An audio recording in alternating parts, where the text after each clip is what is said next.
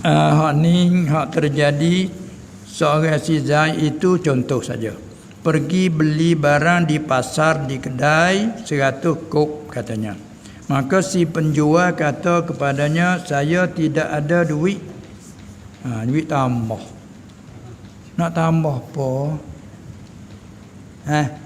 Kalau itu harga, kata harga berapa? Harga 80, beri kertas 100. Lepas tu hak 20 lagi tak tambah mana? Duit nyucu. Tapi kita panggil tambah. Ada tambah tak itu kan? Yang jual 80 dia mau beri duit 100. Berkelek kawan ni tambah, dia ambil harga 80. Hak lebih lagi tu dia cucu balik. Tu hak sungguhnya gitu tak? Tapi panggil duit tambah. Tak apalah, tu panggil lah kapung. Tak ada duit tambah kata gitu. Tak ada duit nak menyucu. Bayar minggu hadapan tak apa. Katanya. Gini. Tak ada duit nak menyucu. Jangan beri duit 100 ni tak ada duit nak menyucu. Bila tak ada duit nak menyucu, balik tuai kedai ni taruh harap pagi ginilah bayar depan, minggu depan tak apa. Dia kata kau orang beli. Tak payahlah, mungkin nak nyucu tak ada. Bayar minggu depan tak apa. Mana dia beri kelik lah duit 100 tu. Sudah begitu rupanya. Bayar minggu hadapan tak apa saya. Maka apabila sampai minggu tersebut itu, si penjual tidak datang berjual.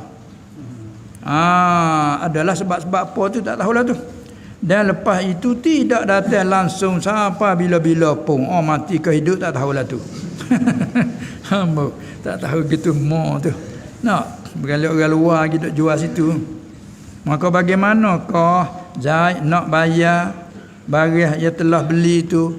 Nak bayar kan tu tak ada. Nak itu kan? Nak bayar ke siapa?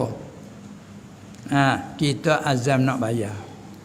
Tiba-tiba putus asa dah. Berkali tak jual dah orang tu lah guna. Betul tak jual dah orang tu lah ni. Kita pun tak tanya orang mana misal tak ada. Tak apa, jalan keluar ada wa man yattaqillah yaj'al lahu makhraja. Allah tidak menyusahkan. Agama ini mudah dan senang. Innad dina yusrun, tidak menyusah. Pas kita dah lekat, kita nak bayar. Tapi balik dia kata bayar minggu depan lah. Taksir dah lagi kita. Salah dah lagi kita. Ada salah. Bayar minggu depan lah. Kita tak ada menyucu ya. Kita pun azan nak bayar minggu depan, pergi nak bayar dia tak jual. Bulan pula dia tak jual. Tak ada taksir pun lagi kita. Tetapi hak dia saat ni bila putus asa, kita niatlah ambil hak bayar dia tu, kita buat kebajikan atau niat pahala kepada dia. Tu yang dia keluar.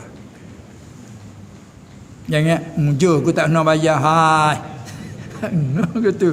Ambilkan betul kita masuk ke buat kebajikan apa saja. Buat niat pahala kepada si tuan tu. Gitu. Selesai.